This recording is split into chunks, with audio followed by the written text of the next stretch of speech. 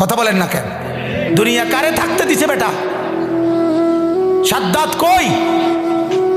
নমরুদ কই? ফেরাউন কই?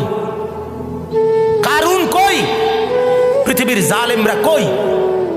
সম্পদের লুভিরা কই? দুনিয়াদাররা কই? বলো মিয়া, বলো কই? কেউ টিকছে দুনিয়া? কেউ টিকছে?